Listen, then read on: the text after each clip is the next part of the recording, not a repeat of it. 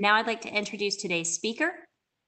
Dr. Shari Ling currently serves as the Deputy Chief Medical Officer for the Centers for Medicare and Medicaid Services, or CMS. She assists the CMS Chief Medical Officer in the agency's pursuit of the CMS mission of putting patients first. Dr. Ling's committed focus is on the achievement of meaningful health outcomes for beneficiaries and families through the delivery of high-quality, person-centered care across all settings. Dr. Ling contributes her clinical expertise as a geriatrician and rheumatologist and her program expertise as the DCMO to the development and implementation of the CMS roadmap to address the opioid crisis. Dr. Ling leads the Clinical Services Federal Workgroup for the National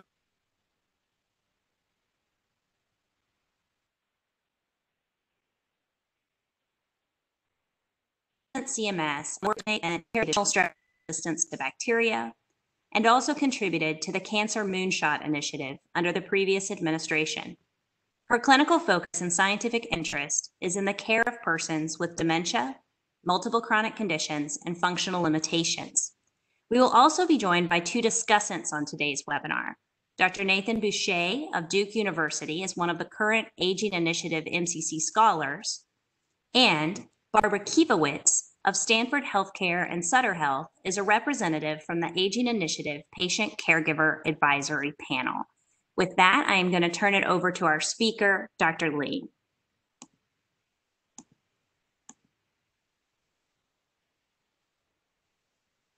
Hi, good day. Are you able to hear me all right? Just doing a sound check. Yes, all right. You sound good. Wonderful. Thank you, and thank you for the honor of being with you all today. And I, as a geriatrician, as clinician, as was mentioned, and as one who is helping to support CMS in a variety of very mission-focused initiatives, I really welcome the opportunity to speak to those of you who are both generating the evidence that we build our policies on, but also those who are providing care to our beneficiaries. So really, thank you, and I'll try to keep my comments brief. But if I could have the next slide, please. So I must say that this is my official federal disclaimer, that what you hear today are my opinions, and really that, you know, if for any policies or programs that are mentioned, things change very quickly, and all official policies are posted on the CMS webpage, and it's always good to check what the latest is, because things change very quickly. As we are learning, so does the evidence. So I have no conflicts to disclose. Next slide, please. So just as a reminder, so CMS, our role is that of a payer, but we are part of the Department of Health and Human Services. And so we have been using our role as a payer to help drive the healthcare delivery services and system in the direction that really delivers to higher value, accessibility of healthcare services equitably, and to ensure that the quality of those services is actually also equitable, and yet that the care that's provided, those services are also affordable.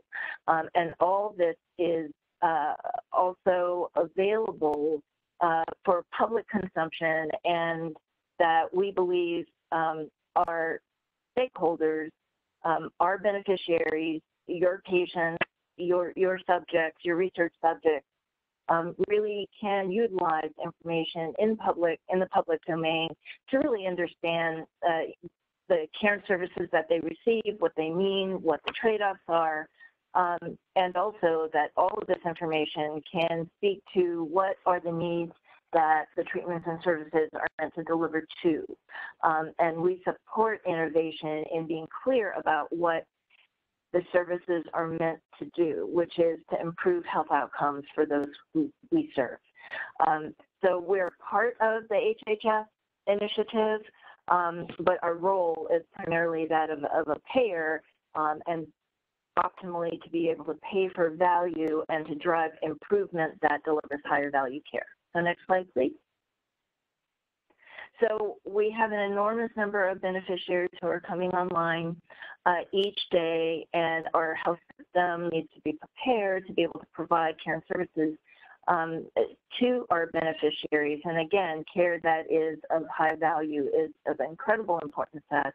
The challenge is, how do we define a value, and how do we, in an efficient and evidence-based way, put forward, refine, implement, and refine again those policies, and keep abreast of the evidence as it emerges. And that pace is sometimes quite challenging, particularly as innovative approaches come online. We also need to know whether they're safe as well as effective, and if they're useful. So next slide, please.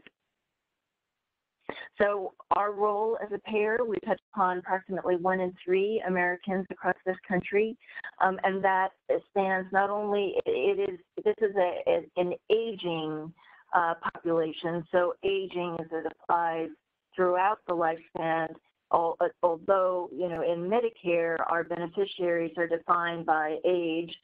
It's a benefit category requirement by age, disability status, and in Medicaid,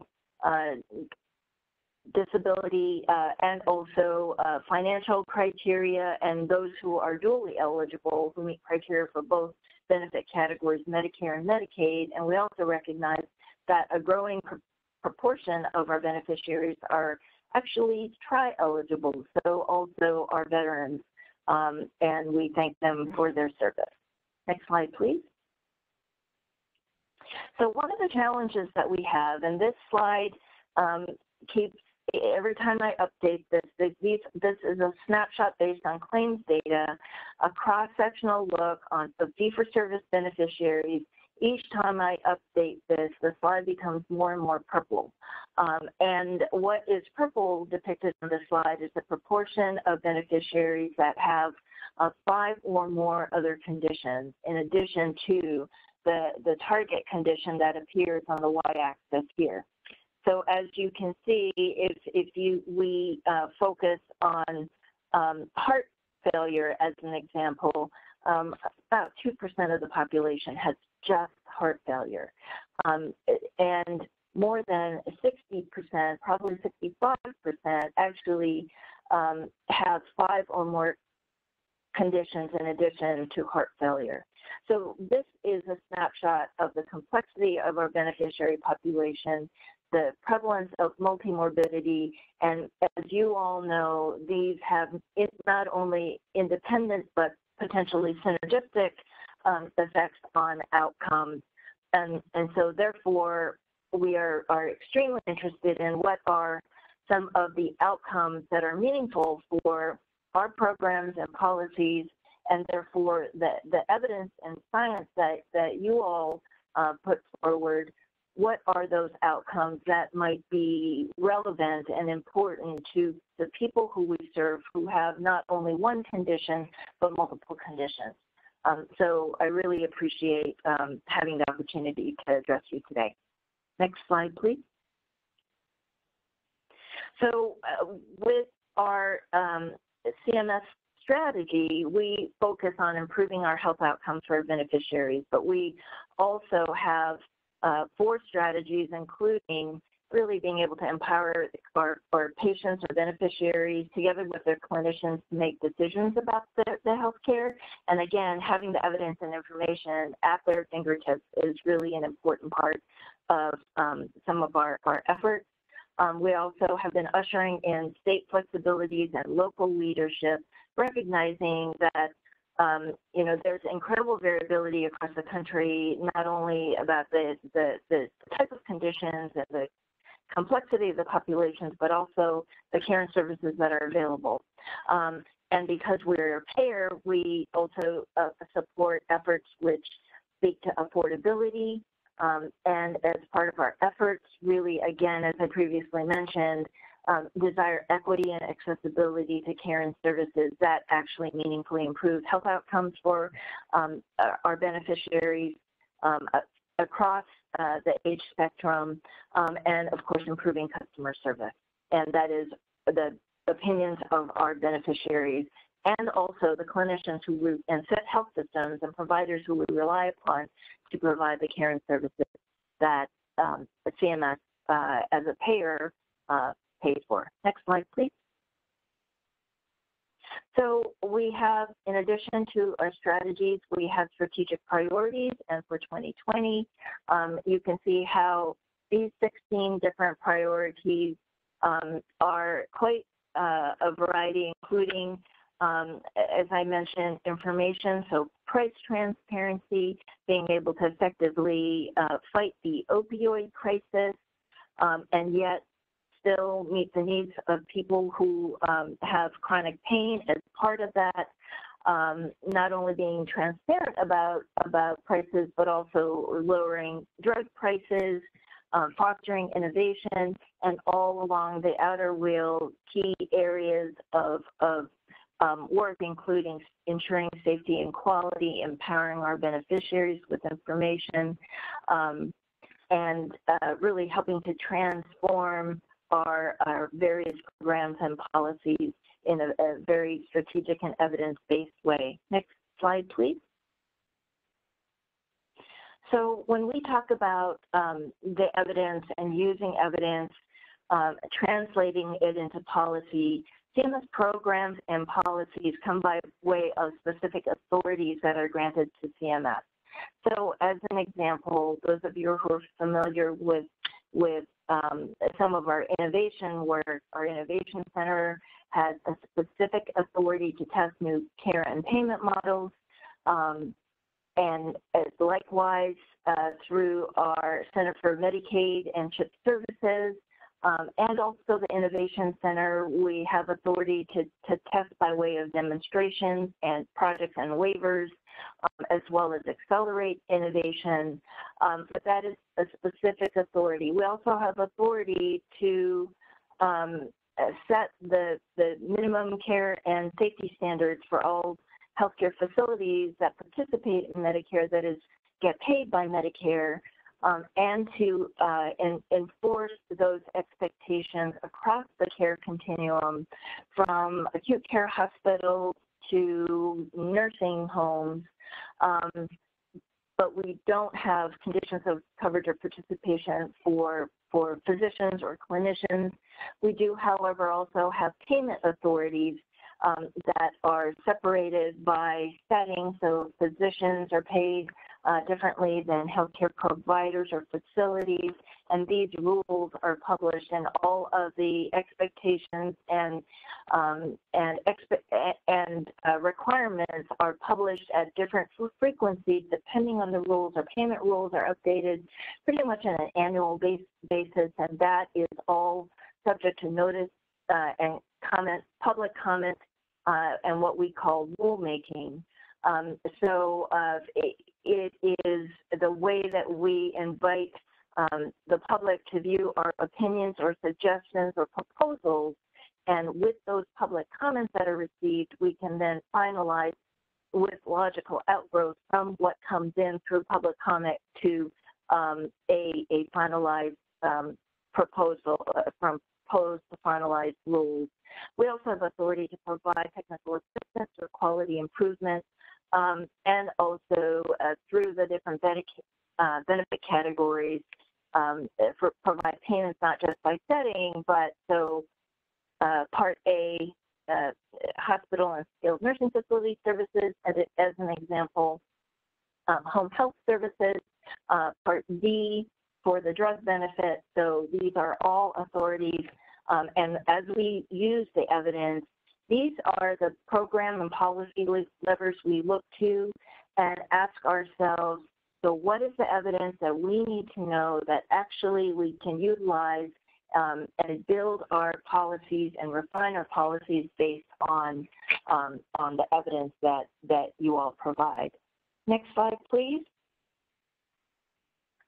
So importantly, this is a rather dated slide, but conveys an important concept. So when we think of care and services, if we take the right pillar first, and we are looking at new treatment modalities, the question to us is there sufficient evidence that using a new treatment or intervention compared to the alternatives actually meaningfully and clinically improves health outcomes for our beneficiaries. On the left side of the slide is that category for diagnostics. So the rule of thumb we have is that the evidence provides incremental information, it's strong support that the diagnostic test provides incremental information that then can be used in the care and management of the patient. That is, that we can see a change in clinical management or the recommendations thereof, or at least considered in the management of the patients, which that management then translates into improved health outcomes. Now, I will say that one of the gaps that we see time and time again is that the evidence that's provided either for therapeutic or diagnostic actually doesn't include the beneficiary population that we have authority to cover treatment and services for, that is the Medicare population. And it is understandable given that the bar that is really targeted for by many therapeutic developers is for safety and efficacy, but for CMS, we actually also have to consider utility. So clinical utility in the population in which it is meant to be used.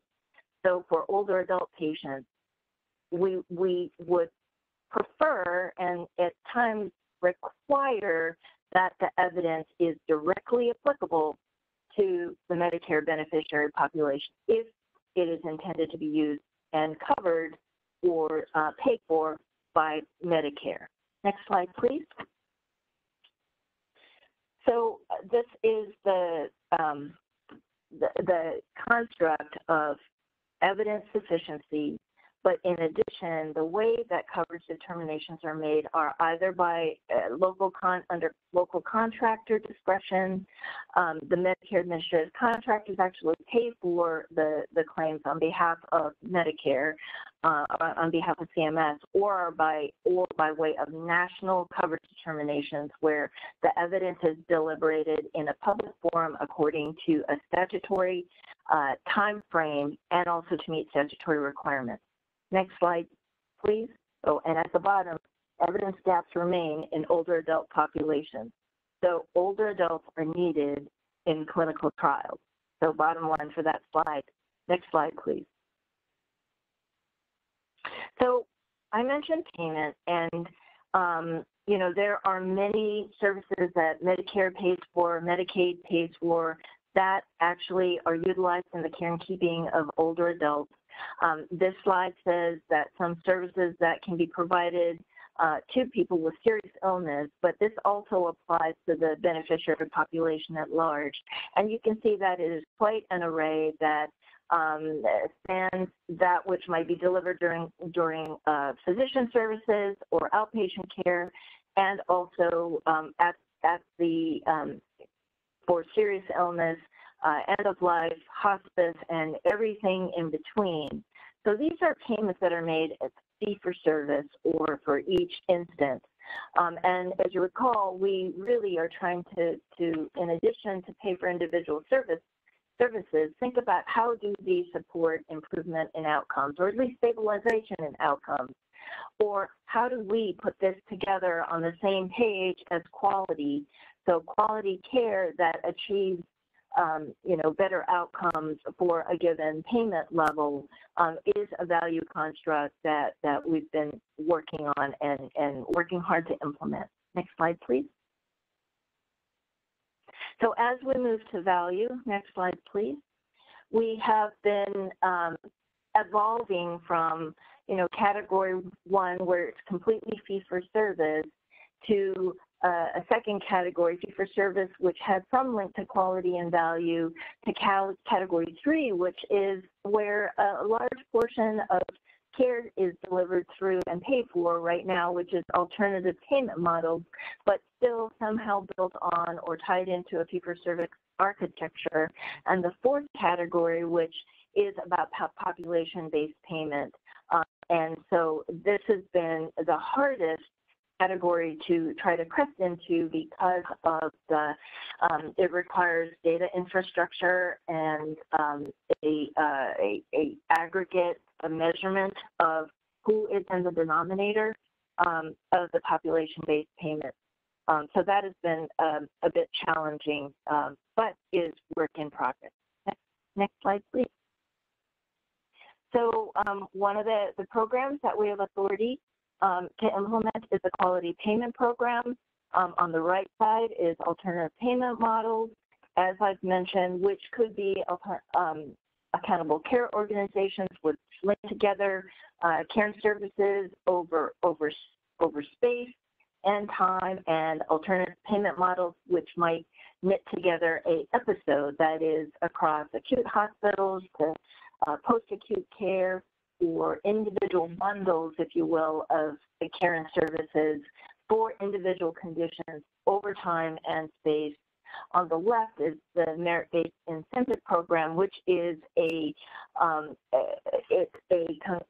builds on quality, whereby clinicians can select what quality measures they participate in, but also receive credit for clinical practice improvement alternatives, activities, use of electronic health records, and also cost.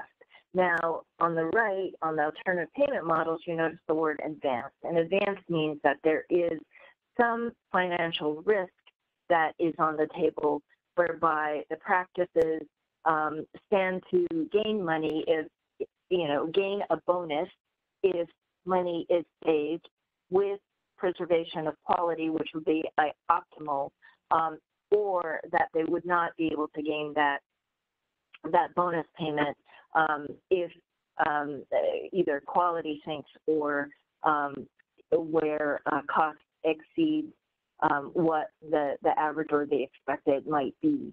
And there are various constructs of this that are evolving through the Innovation Center and also external to the Innovation Center work. So that world is really evolving quickly. Next slide, please. So we have been working on MIPS value pathways, which create a participation framework where specialty societies and a variety of clinician types can actually help to co-design what quality looks like in a way that fits the practice modality, but also, importantly, the patient care population, the population of patients that are the practice is responsible for, and it's intended really to help to streamline the merit-based incentive program reporting by limiting the number of quality measures that one would need to report to. So really a consolidation of quality into a smaller but a more robust set of measures. Next slide, please. And this is really the framework that we have been moving in the direction towards, which is that there is a foundation of interoperability, and also where clinical practice improvement opportunities are kind of part of the mix, as is cost and quality, built on the foundational infrastructure of electronic capabilities. Next slide, please. So just as an example, we have quality measures, and you are studying aging, and one of the aging related conditions is dementia, and we've looked at a suite of dementia care measures, and unfortunately they apply to a population where dementia is already diagnosed. We desperately need quality measures that really have acceptable test characteristics that enhance the ability to detect cognitive problems earlier. So part of the program is to be able to bring online new measures and evidence that these measures are not only meeting test characteristics as you would for any type of test, but also that they are useful in the care and keeping in specific care settings or across care settings. So we need that type of evidence. And despite the increasing prevalence of cognitive impairment and the many manifestations over the care settings that we see, we just have had difficulty receiving that type of evidence into our pipeline. So appealing to you, those of you who do this type of work, we need you. Your country needs you. So next slide, please. So, you know, our Meaningful Measures initiative really tries to further focus the world of quality measures on that really which is meaningful across different types of specific conditions. There may always be a need for condition-specific measurement, but looking at the Medicare population, we know that it shouldn't be a trade-off between diabetes and kidney disease and how you measure and provide quality in either or. If we think about the people who have these conditions, we have to be able to provide high quality care to people who have those two conditions and more, as exemplified by one of my initial slides. Next slide, please. So this is intended to measure what matters, and this includes the domains of focus include effective coordination of care, effective treatment and prevention of chronic disease, integration and use of community best practices, making care affordable, strengthening person and family engagement in their care across the care continuum and across the lifespan, and also enhancing safety of care, reducing harm that results from as a consequence of the care itself. Next slide, please. So there are some notable gaps, including one of our priority areas, which is the appropriate use of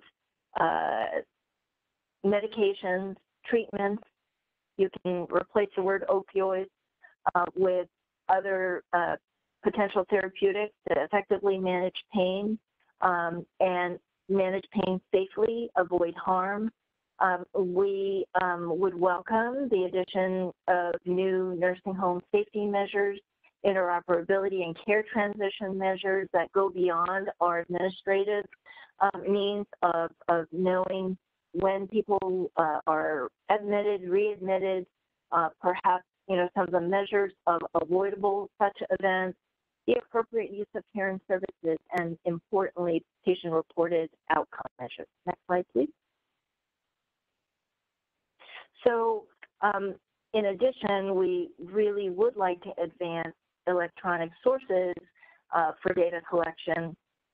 So, and these are just some examples, including the ability for CMS to incentivize the use of interoperable electronic registries that could be used for multiple purposes, harmonizing measures across registries, and working on innovative approaches, both for data collection for purposes of measurement, quality measurement and reporting, as well as quality improvement. Next slide, please. So in the area of transparency, this is both transparency, but also domains that really matter to those of you who do aging research. So the IMPACT Act was an authority that brought to CMS the expectation to standardize patient assessment data elements across post-acute care settings. And next slide, please. The expectation was to build quality measures based on these data elements. But what we did, and all of this information is located in the data element library, these data elements really are about function, mobility function, self-care, cognition, and also other important areas of function or consequences of function that we should be tracking across care settings, such as thick skin integrity, avoidance of pressure injury, and the like. And the thought is that the data could be used for care planning purposes, as well as being able to track over time and as people traverse the healthcare system. So the current gaps in the system of measurement currently are the acute hospital and also outpatient settings, but in the outpatient settings, we actually have alignment with between the DEL and also some patient-reported outcomes through tools like the PROMISE tool, and so there is some commonality there. Next slide, please. So this just mentions some of the details, including what is of interest and is being measured as part of the IMPACT Act and is the basis for quality measurement and reporting for post-acute care, but can also be used for care planning purposes. Next slide, please. So patients over paperwork. Some of you may have heard about this, and for us at CMS, it was a chance for us to really streamline some of our regulations and administrative requirements to lessen the administrative burden to permit clinicians and providers, healthcare providers, to focus on what they are really what they need to do, which is provide the best possible patient care, and also to unload the system so that we can improve not only the patient care experience, but also the provider care experience. So we had a number of work streams to reduce the paperwork that translated into hours and dollars of reduction from that administrative streamlining. This work is still underway, but I want to give you an idea of what this looks like. So next slide, please. So we use patient interview and human-centered design tools to understand the experience of care and the journey that our beneficiaries and healthcare providers actually have to go through to interface during the course of patient care, and also the administrative requirements that surround it. And that is what we look at to identify opportunities to streamline.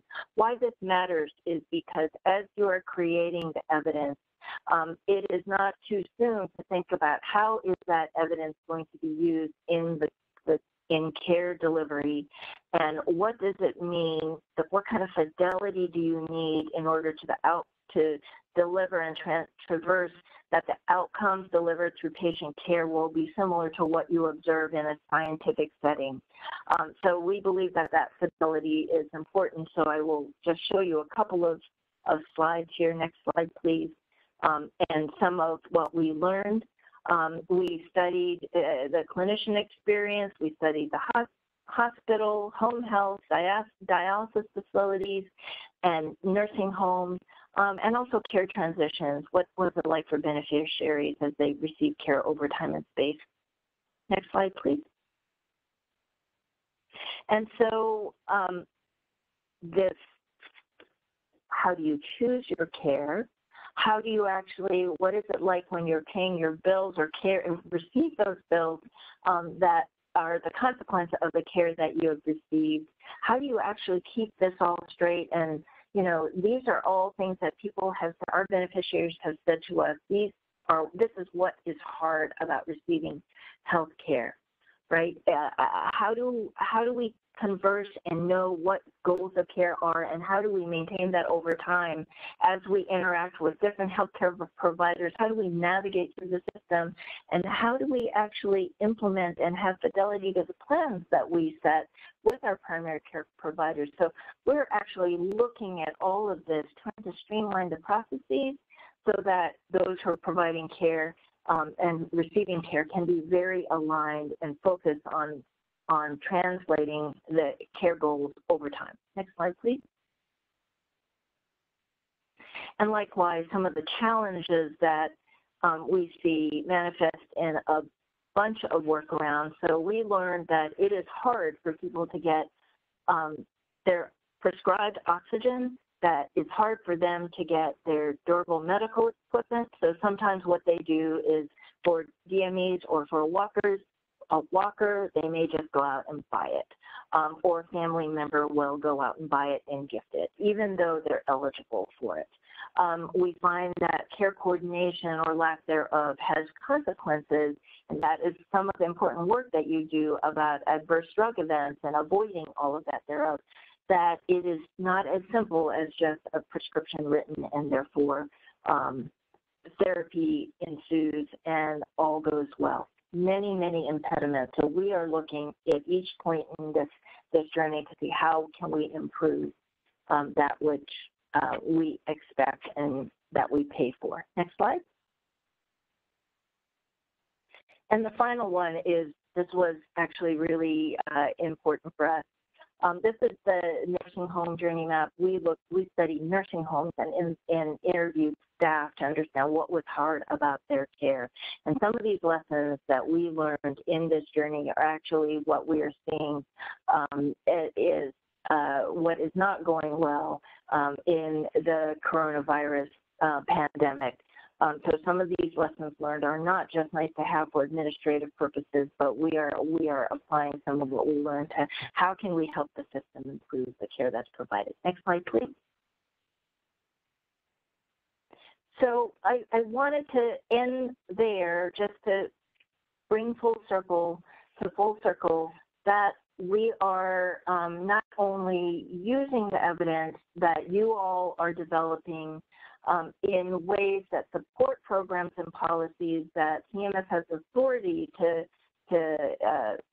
initiate, implement, and also refine through various regulatory and statutory processes, but we actually have great interest in helping the field and helping care to evolve towards value-focused care, value defined by what is meaningful for the beneficiaries who we serve, but at the same time, mindful of the journey that our beneficiaries and clinicians are taking to really, and all the impediments that may arise, particularly those administrative impediments that we can streamline or remove so that care delivered actually more efficiently translates into better health outcomes.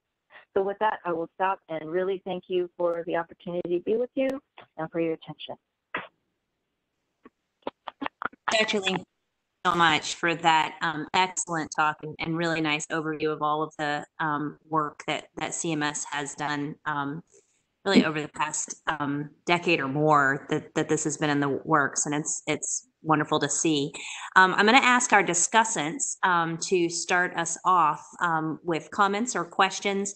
While we do that, also for participants, if you would like to type questions into the Q&A function, we will go through those questions afterwards. But our first discussant is Dr. Nathan Boucher. Great, thank you. Thank you, Dr. Ling. That was fantastic. I really appreciated the overview of what CMS has done and is doing and planning for the future regarding new efforts and innovation. I'm really struck by the complexity of the CMS innovations in care and payment models. I would really love the American people to really understand that maybe there's new branding involved. I don't know, but it would be wonderful if patients and caregivers, families could really have a good handle on all the really great stuff being done. I think sometimes CMS is seen as sort of if they know about it at all as an entity, it's sort of a big monster, and that's just kind of an unknown. And so I'd really love I'd like to work with my patients and caregivers and so forth, and have them tell, me, gee, CMS is doing some really innovative stuff. I think the public comment opportunities are a really nice opportunity for folks to get involved and have input. I do wonder if the people with the greatest lived experience applicable to some of your CMS efforts are actually being reached for this opportunity. And so I do sometimes call that into question. I think that the incorporation of human-centered design is fantastic. We're doing it in other areas. I'm really glad that CMS is doing it. at such a big level to design and optimize the customer service experience and go beyond that. I think that's super. There's a really good diagnostic and therapeutic paradigm that CMS is doing. I'd like to learn more about what CMS is doing to consider more psychosocial aspects of care and what might be done by CMS to incentivize that type of care. And I love the advanced care planning that has now fallen under Medicare payment structure. I wonder how that's being formalized, or if it could be formalized in the Medicaid covered care and structure. And then lastly, I'm really excited to learn more about ways CMS is recognizing caregivers as part of the long-term care services and supports network. So I know that's a bunch of stuff, but I really appreciate that this sparked a lot in my own head. Thank you very much. Terrific. Thank you for your comment.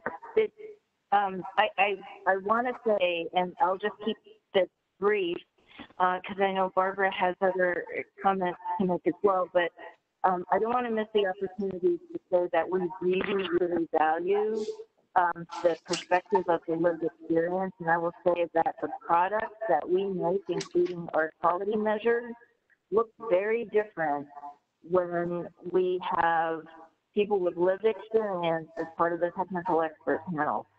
And we really have tried to integrate that into how we do business. And you're right, CMS is a very complex place with different authorities, and at times it's like living in the Winchester Mystery House, if anyone's ever been to San Jose. So we actually have the opportunity for people to come and do a fellowship, if you will, health and aging policy fellowship, or even residents and fellows who have, can stack together a few months. We welcome you to, come and learn. And we've also offered for our local regional training facilities and programs, we kind of do a CMS 101 just so that some of our geriatricians even, or surgeons who are in the area don't conclude their training without understanding at least how Medicare works or what is it claiming. So really would be happy to follow up with you and try to sort through and see how can we bridge and demystify what it is that we do and how we work and what our programs represent. So thank you so much. Thank you. Thank you for those comments.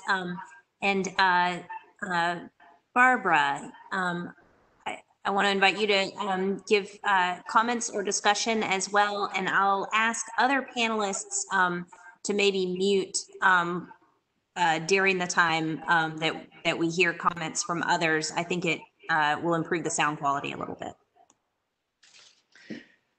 Yes, thank you. And thank you so much, Dr. Ling. That was inspiring and somewhat frightening at the degree of size and complexity of CMS, and the fact that an organization so vast and so complex and so touching the deep part of people's lives really emphasizes both innovation and the inclusion of patient and family voices is wonderful, and for me personally extremely hopeful. So thank you. And I have a couple of comments and a question that I want to ask at the end. I heard how deeply you listen to the at times really terrible and life-disrupting challenges that older adults and their families face when dealing with a health crisis, particularly around transitions of care. And I expect that I may wind up having some of those similar experiences, but I just wanted to share another side. I'm just a 2-year veteran of Medicare. And I have been delighted with the entirety of it, with the extent of access I have to my providers of choice, with the lower cost, and with the ease of the administrivia around the paperwork. Compared to what I used to have to do when I had private insurance, this is a cakewalk for me. And in particular, I deeply appreciate the peace of mind I have in knowing that I'm covered and that a catastrophe is not going to destroy me. One point I wanted to pick up on in your talk, and I want to underscore, and you in one of the slides, there was a point about the role of community-based organizations, in both health outcome and quality of life.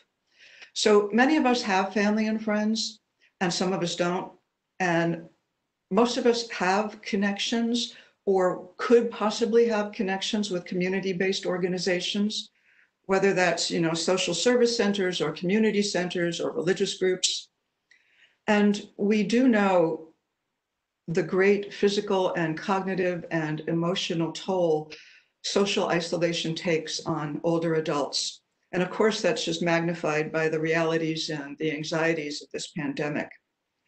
So I would love to see CMS build even deeper partnerships and creatively fund these community-based organizations who have an impact, not just on creating social connections that are vital, but also addressing the social determinants of health, which we know account for 60 to 80% of health outcome.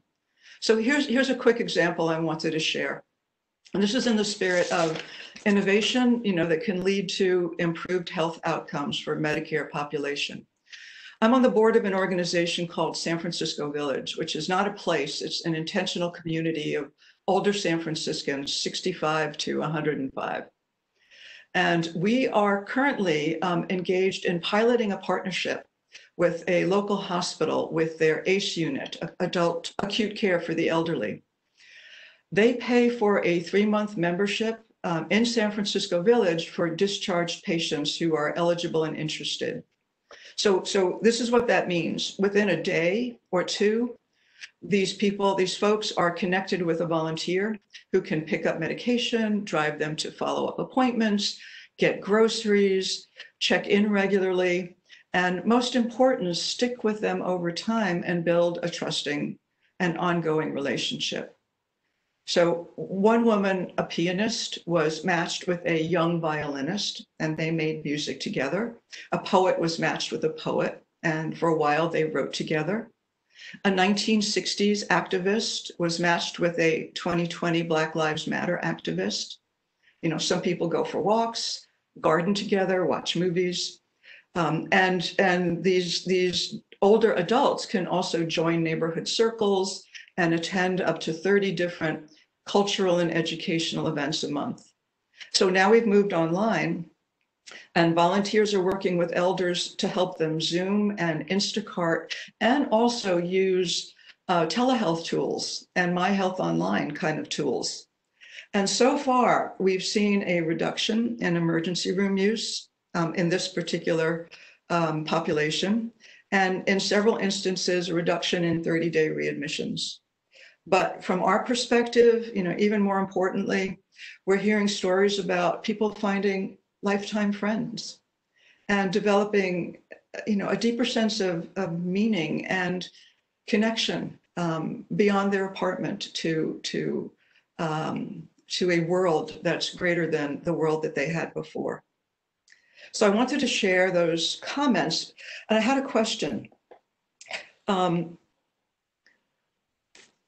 Louise Aronson, who wrote a wonderful book on elderhood, she's a geriatrician at UCSF, talks about older age in similar terms to the way we talk about childhood through young adulthood, that there are developmental phases and developmental milestones, and older age is very different for someone like me, in their 60s, than someone in their 70s, 80s, 90s, and beyond. And the And I'm just wondering, to what extent do you know of research that is following up on this concept of elder stages of development and looking at models of care that address needs and lead to improved health outcomes based on these older phases of development? Thank you very much. Oh, gosh. Barbara, thank you so much for your comments, and indeed inspiring, as well as challenging. I think the concept of really what you're mentioning is, you know, the importance of that social bond, and to enable that as a part of living. I think the notion of meeting the beneficiary, the patient, the person, where they are in their life course is really, really important. It's an important context for how everything else is interpreted, and also perhaps the care needs and how they're delivered, what would they be willing to consider or not. So I think the concepts are really well aligned.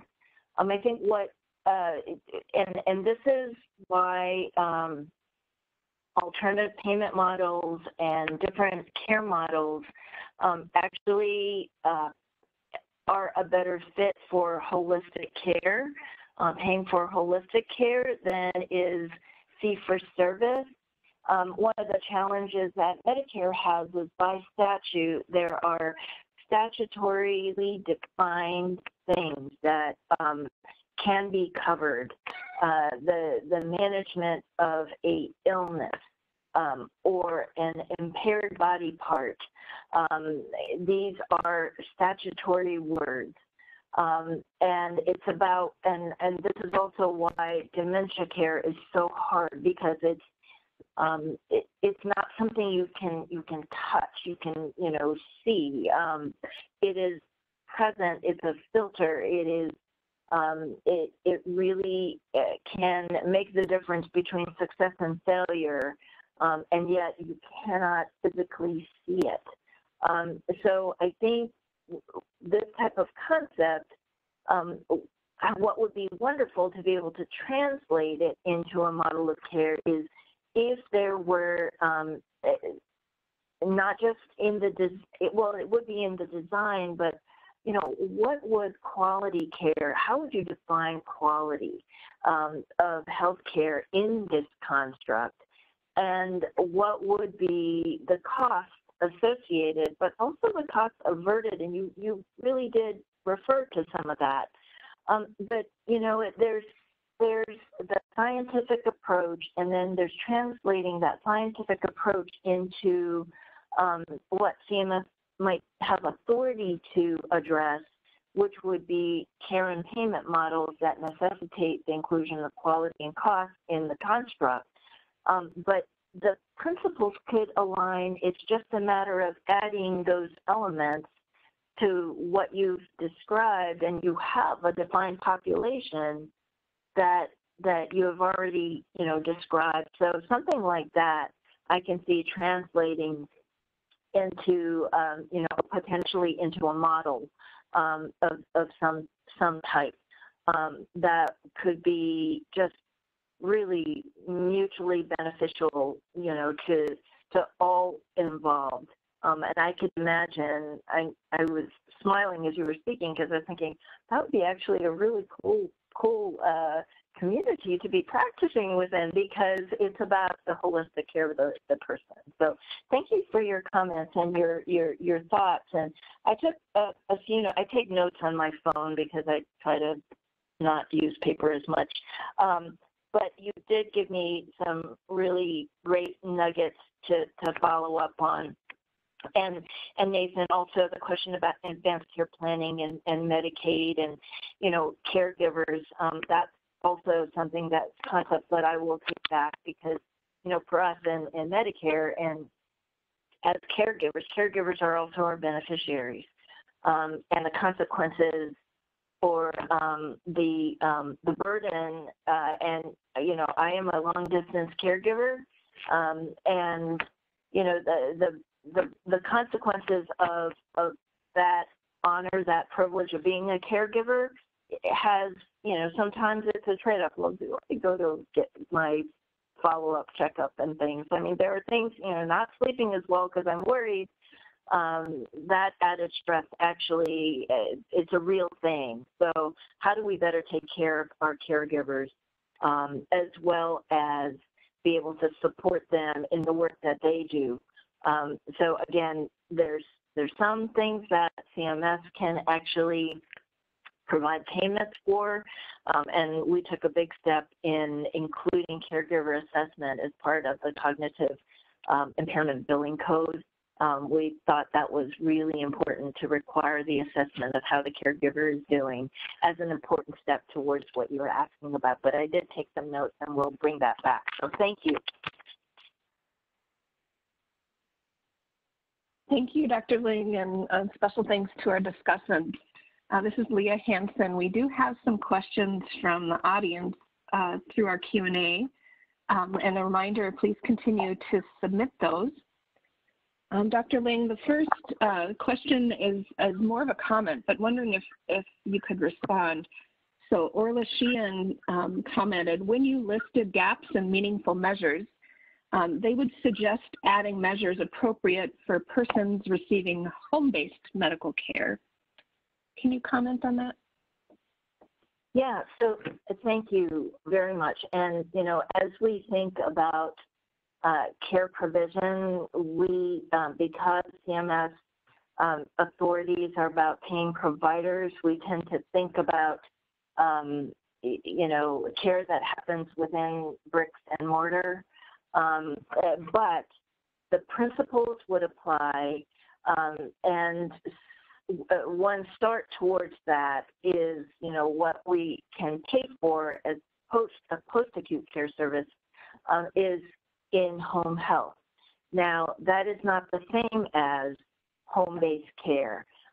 And one of the areas that we provide flexibility in the public health emergency is that care can be provided in the home, that we wanted to by way of telehealth and by way of some of the flexibilities enable, house calls and home care. And I mean, we were mindful that, we basically said, please don't come in for healthcare unless it's really, it really is needed at this time, because we're trying to manage risk with exposure. The challenge that we have is, how do we know, that what can we learn from how that was delivered? And so would love to hear back. My email was on the last slide, I think, shari.ling@cms.hhs.gov. If you have experience of how that actually is being delivered and what outcomes are resulting from that type of care, would really love to see it, and to be able to receive it. And I will share it with our team, because, we took the approach, let's take the fight to and provide the care at where the beneficiaries are. And that was, that's in the home. And important proof of principle that it can be done. House calls is part of my training as a geriatrician, and really memorable and an honor, and an important glimpse into who people are and how they are doing. So appreciate the comments. And should I be able to see the questions and answers? And if we don't get to questions, could you send them to me by email? Yes. I would really appreciate that. Yeah, definitely. If you click on the box that has a kind of like a speaking bubble, that should pop up the Q&A. Those are the questions I'm reading from. So the next question we have is from Andrea Rink, and she asks, does Medicaid cover annual wellness visits and dementia screening? So that's a good question, and it's something I should know the answer to, but I don't, because Medicaid, as you know, state authority will pay for necessary care and services, but that's something that I will find out, and it's actually another question that builds on what other care and services should we actually be aligning across Medicare and Medicaid. So the other question was about advanced care planning, but appreciate the question, and I'm sorry I don't know, or I'm sure it is provided, but I'm not sure where. Okay, fair enough. Our next question is from Mary Schramke. She says, a great overview. Are there plans to improve and broaden patient and caregiver families' input to better understand the meaningful measures process? Specifically to educate them to better understand the measures and the process, and perhaps even test them in implementation. Oh, great question. And yes, we intend to have the patient voice, the family voice, the person's voice as part of all of that work. And in fact, I have to think about this. We've actually built in language into many of our expectations for each and every program. So we will verify, but that is, I believe that is part of what we already have in place. So how do we let you know how to get engaged? What's the best vehicle to do that? Because we have many opportunities, either by way of technical expert panels or, that is, of course, you would always have opportunity to contribute public comments through the public comment process or the notice and comment process. But what is the best way to inform you all on this call? Because it does occur to me that you may not be scanning the the CMS websites or the usual places. So what's the best way for us to do that? Because it's a really great question, and I would love to be able to tap into the participants here and at least let you know if there are opportunities that are on the horizon. Yeah, we'd be happy to connect with you. We have a quarterly newsletter that's emailed out to our group, and that might be a good way to seek input. Or we have an email listserv where we could send that out, but connecting with either Catherine or Chris, who helped you schedule this conference today, would be a good way. Any information you could send to them, they can distribute amongst our Aging Initiative members. That would be great. Okay, that's wonderful. Thank you so much. Okay, next question is from Marcel Salive, asking, what is CMS doing to improve accessibility to the vast resources, here we go, of Medicare claims data and other data that researchers might use? So thank you for the question, Marcel. And we do have quite a wealth of data. We are releasing some public use files, including a tranche of data from up through, I think, early June for COVID. That includes, COVID data, hospital data, which is actually quite interesting. So we're releasing public use data files, but I gather from your question that there may be other aspects of accessibility to the data that would warrant us taking a look. So if there our ideas on how we could enhance access to the Medicare data or the CMS data, because we've got Medicare data, certainly we've got the claims data, we've got all of the data that comes in through the required instruments, such as OAICs and MDS, so on and so forth. We also have the state data through TMSIS, and I cannot remember what that acronym stands for, but it is state data. We have some encounter data as well for the plans, but would love to hear from you if there's specific, you know, what would enhance access in the way that you're hoping to see. And again, maybe you can just send that to me by email, shari.ling@cms.hhs.gov. That would be fabulous. Great. Our next question is from Chris Langston. Chris asks, as Dr. Boucher said, CMS has created exciting benefits such as advanced care plan, cognitive impairment care plan, annual wellness visit, and CCM. However, uptake of these has been very poor. What is CMS doing to modify the benefits or regulations, or to get providers to use and deliver these?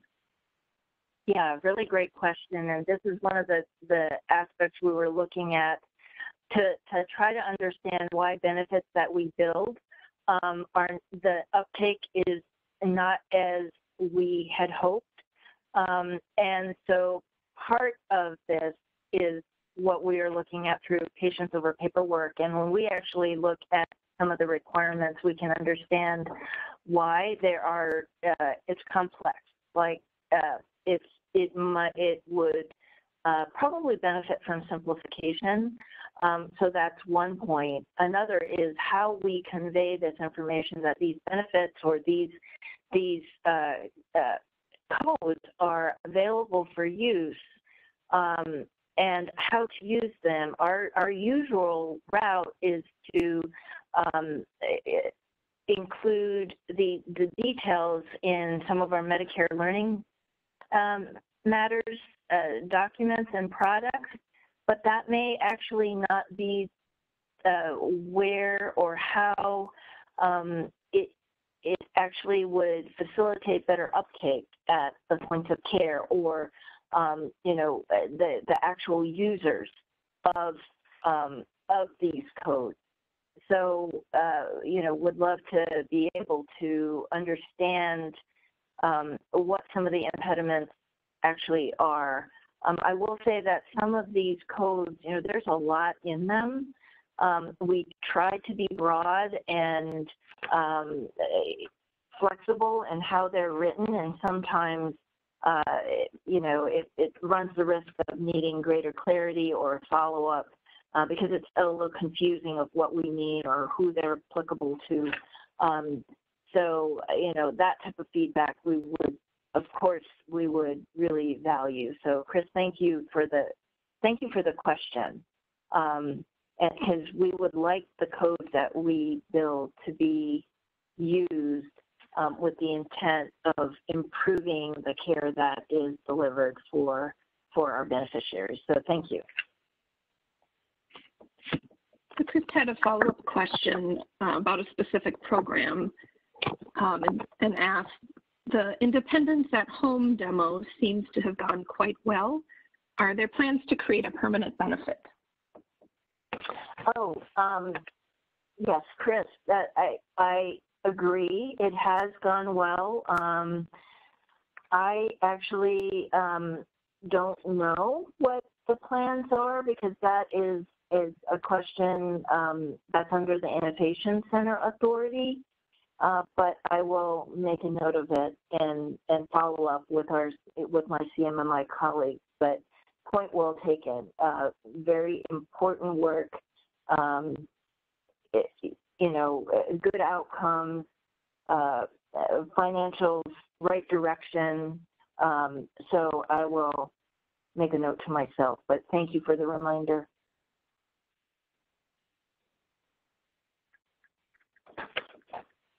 When we have a comment from Shari M, who says, I've also been delighted with the response of Medicare for everything but medication copays. My meds are all tier 4 or 5, and last year I paid over $10,000 out of pocket for medication and prescribed supplements that Medicare did not cover. Mm-hmm. Could you comment on her comment if you'd like?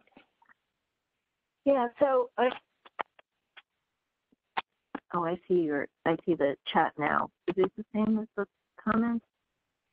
Oh. Okay. So thank you for your comment. If you would, it's something that we have heard of before, and it is something that we're mindful of. So I would be glad to send that comment to my colleagues who are in the Center for Medicare, who actually are the ones who administrate the plan and the benefits, the drug benefits.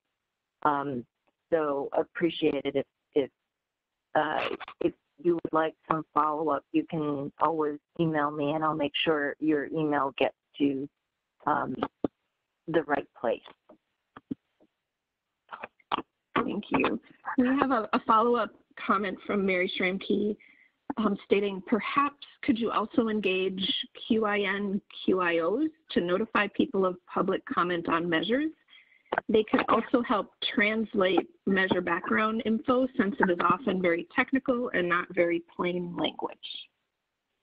Yeah, so thank you for the suggestion, and certainly when we are, the QIN QIOs, the Quality Improvement Network QIOs, have a very broad reach and do important work in engaging with healthcare providers across the country, even if they are, have their regional catchment areas. So I appreciate the suggestion. I will take that back as well. Thank you. Sue Borson asks, can CMS work directly with healthcare systems to promote the uptake of these benefits, including the annual wellness visit, care plan, and CCM? Yeah, hi, Sue. Thank you for the question.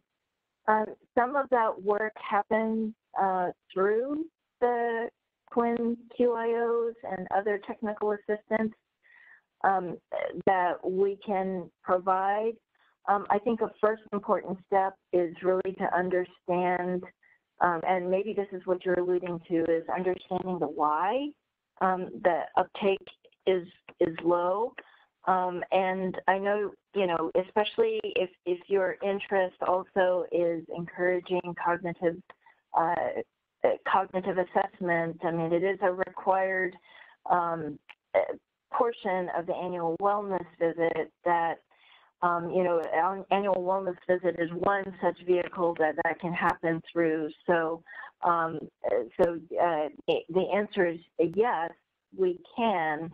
I think the first important point is to understand why the uptake is not as we hope. So we can do that work by way of, receiving feedback, and any of you who are part of health systems, we would welcome any feedback you have from that perspective on either the annual wellness visit, the care planning, chronic care management, or any of the above.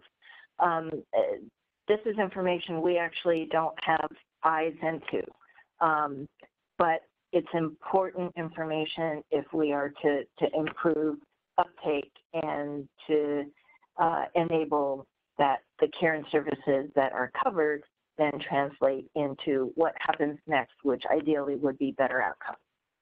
So thank you, Sue. The next question is from Jessica French. Jessica asks, I wonder if CMS could use the same human-centered design approaches to working with clinical providers as it used with beneficiaries to ensure that policy translate effectively into practice. Mm-hmm. Yes, and that's a really good point. And one of the slides actually, so there's two related concepts. So the human-centered design is about, for our project, we were looking specifically at what those administrative burdens were. And so we did interview clinicians, and, I mean, busy clinicians actually took time from their days to spend with us to really explain and for us to be able to observe what was hard about their work. And so, yes, absolutely. And it's actually the next one, a little bit further down. Sorry, hold on. So beneficiary nursing home, I don't know if I provided that to you. So this is the nursing home journey map. We did something similar for clinicians.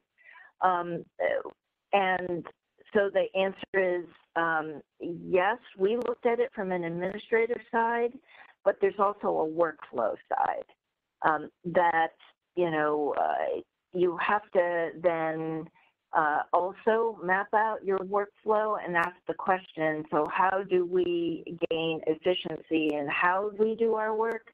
At the same time as what we were looking at is what could we remove as far as administrative impediments and hurdles, so you can permit that work to happen. But still there is, I believe that it's synergistic, but both can be done, but you can start with a human-centered design type of approach. And I believe that some of those redesign questions are, you really do need the people who are in that environment to take part and to help with that redesign, because certainly CMS would be looking at the administrative part of it, but we actually wouldn't have as much awareness or knowledge of the actual nuances of how the work itself happens. So I think they're synergistic, but thank you for your question and suggestion. Thank you. Those are all the questions I can see in the chat box in the Q&A. Heather or Chris or Catherine, do you see any additional questions that haven't been asked? Yes. Okay, I have one from Patricia Bomba.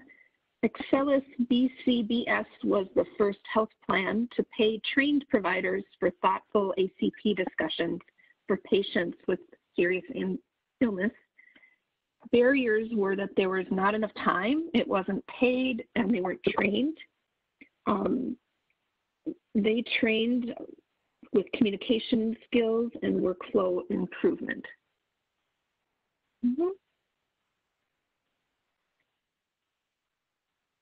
Hi, Pat. Thank you, Patricia. Hi, Pat. Thank you for the question. So I think, I think that is important work. The question is, what is it that CMS can pay for? And so this, again, there are some statutory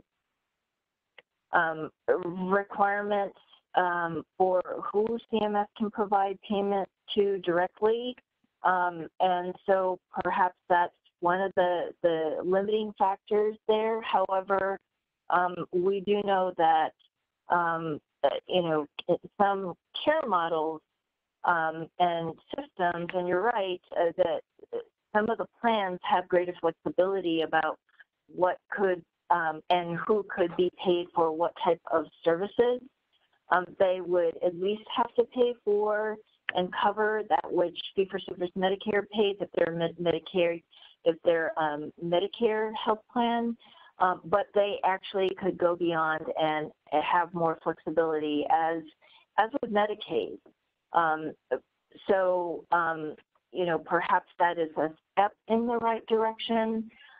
Otherwise, I'm certain that that type of service and that type of communication could be very, very meaningful and important part of some of the future care models with a better chance of hitting a target of improved outcomes that are meaningful. So I'm sure you have already engaged with some of my colleagues in the Innovation Center, but if not, would be glad to convey that. And Pat, I think you sent me an email about something like this before. If you don't mind just refreshing that, and I will get that to the right place.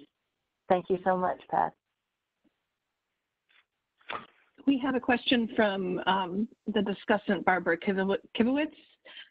She asks, what are some of the conversations you and your colleagues are having as you consider the current and potential ongoing impact of the pandemic and the short-term vaccine immunity on CMS beneficiaries?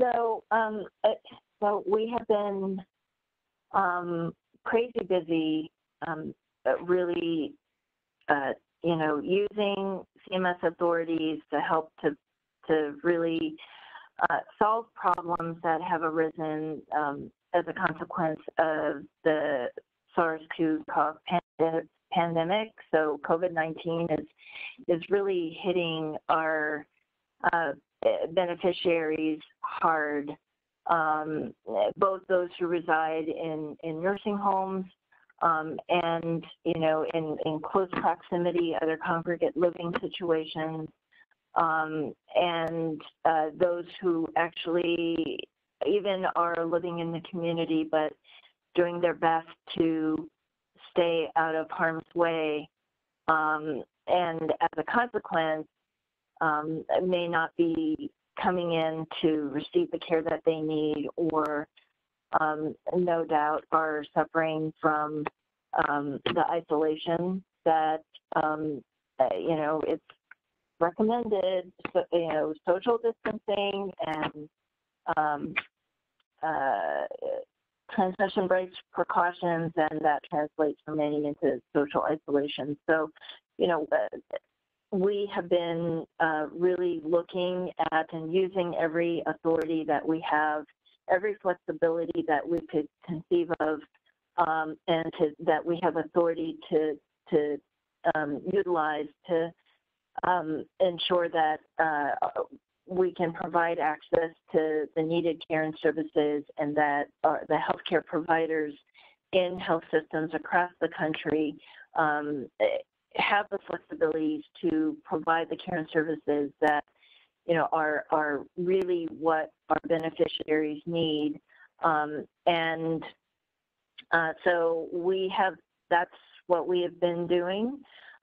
We have also been pertinent to the earlier discussion about data, trying to make our data available for the public use, so that we can learn together about what the impacts are of this pandemic, and in long-term care have, together with our CDC colleagues, stood up a national reporting system so that we have tracking of events that affect our residents and also healthcare workers, and the impacts on the facilities, which have been really, really astounding, but importantly also track to that which we need to effectively fight this pandemic, which includes supplies of personal protective equipment and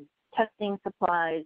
Those two are being tracked. So we've been at work in a variety of ways, both enabling flexibilities and approving waivers, as well as helping to stand up data reporting systems that we really did not have prior to the pandemic, and that data is also being made available for public use.